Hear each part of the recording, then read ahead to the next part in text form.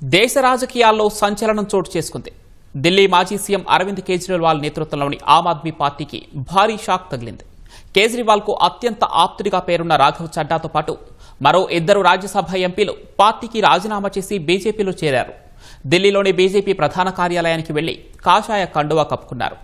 వారికి బీజేపీ జాతీయ అధ్యక్షుడు నితిన్ నబీన్ పుష్పగుచ్చం అందజేసి మిఠాయిలు తినిపించారు. రాజ్యసభ ఎంపీలు రాఘవ్ చడ్డా, అశోక్ మిట్టల్, సందీప్ పాఠక్ భారతీయ జనతా పార్టీలో చేరారు.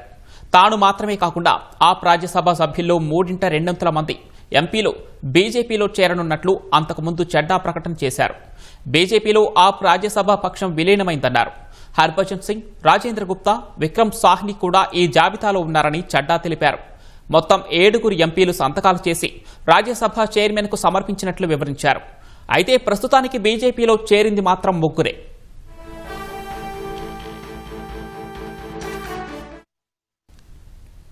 ఆమ్ ఆద్మీ పార్టీ తన సిద్ధాంతాలను తొంగలో తొక్కిందని రాఘవ్ చడ్డా అంతకుముందు తీవ్ర ఆరోపణలు చేశారు.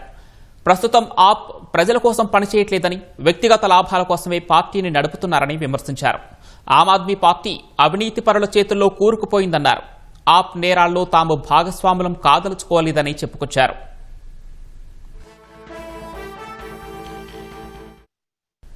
రాఘవ్ చడ్డాను రాజ్యసభలో ఆప్ ఉపనేత పగ్గాల నుంచి తప్పించిన కొద్ది వారాలకే ఈ పరిణామం చోటు చేసుకోవటం గమనార్హం.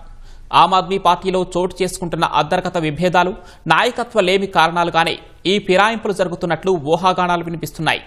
నిజానికి చడ్డాను రాజ్యసభ ఉపనేత పదవి నుంచి ఆప్ తొలగించడానికి ముందే ఆయన బీజేపీలో చేరేందుకు సిద్ధపడ్డారని జాతీయ మీడియా చెబుతోంది.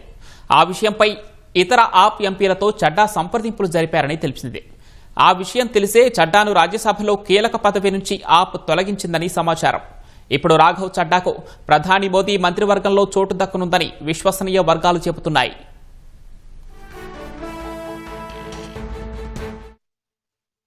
ఆమ్ ఆద్మీ పార్టీని వీడనున్నట్లు రాజ్యసభ ఎంపీ స్వాతి మలివాల్ స్పష్టం చేశారు. ఆమ్ ఆద్మీ పార్టీ ఏ సూత్రాలతో నిజాయితీ రాజకీయాల పట్ల నిబద్ధతతో ప్రారంభమైందో ఆ సూత్రాల నుంచి పక్కకు తప్పుకుందని మలివాల్ ఆరోపించారు. కేజ్రీవాల్ నివాసంలోనే ఆయన ఆదేశాలతోనే తనపై భౌతిక దాడి జరిగిందని పేర్కొన్నారు. తన అనుచరుడిని కాపాడటానికి కేజ్రీవాల్ చర్యలు తీసుకున్నారని, అతడికి ఉన్నత స్థాయి పదవులిచ్చి సత్కరించారని తెలిపారు. కేజ్రీవాల్ అండతో పార్టీలో విచ్చలవిడిగా అవినీతి పెరిగిపోతోందన్నారు.